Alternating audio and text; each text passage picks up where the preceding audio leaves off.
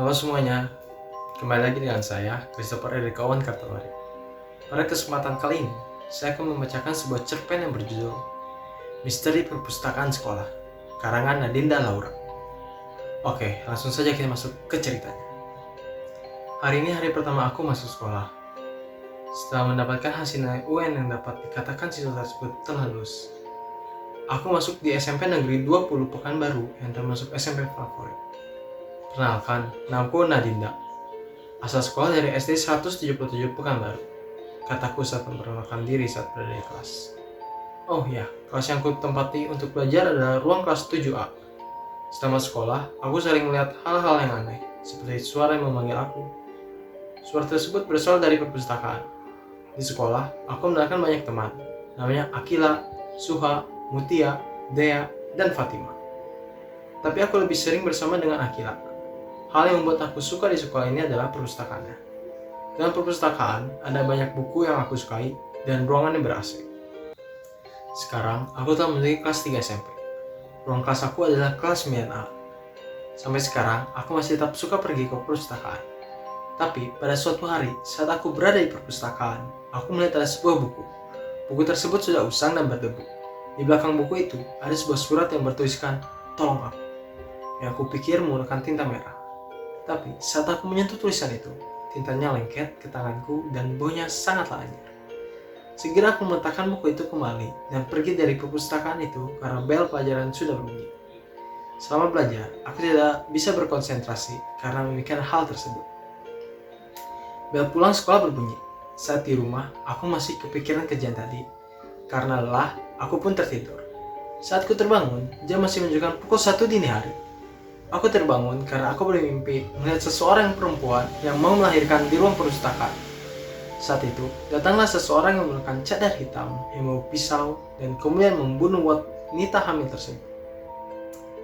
Keesokan harinya, saat jam istirahat, aku menceritakan tentang buku dan mimpi yang aku alami. Ternyata, kawanku, Akila juga merasakan hal yang sama.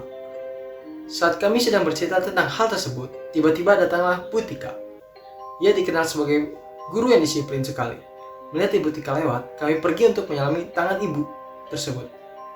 Tiba-tiba, aku teringat tentang mimpi semalam bahwa seseorang pembunuh tersebut, seorang wanita yang jari tangannya ada 6 di tangan kanannya. Kil, pasti ada kaitannya antara mimpi kita semalam dengan perpustakaan sekolah, kataku sambil berbisik.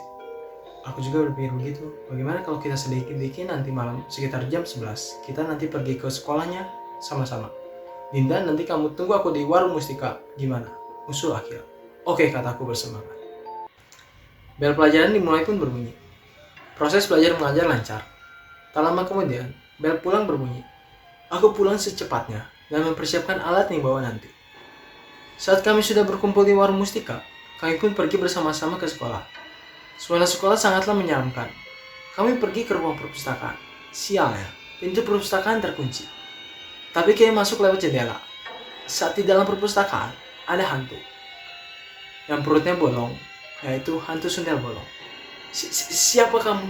Apa mau kamu? Kataku ketakutan. Jangan takut, aku hanya minta bantuan dari kalian. Tolong aku, kata hantu tersebut. Minta bantuan apa? Kataku.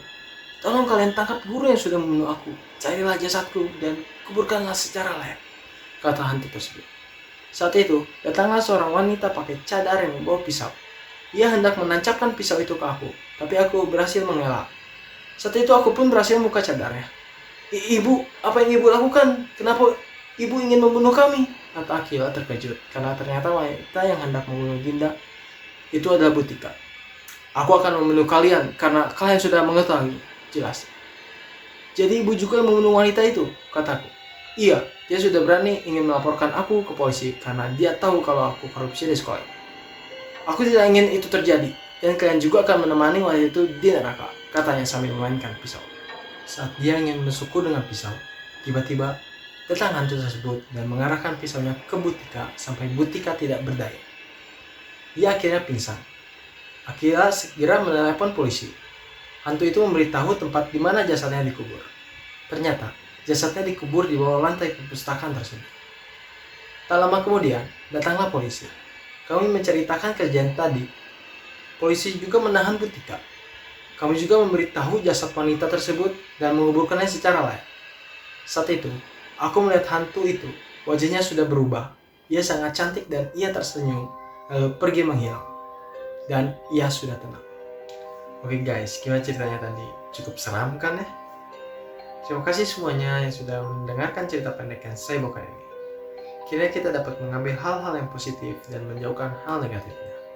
Sampai jumpa di video selanjutnya. Bye-bye.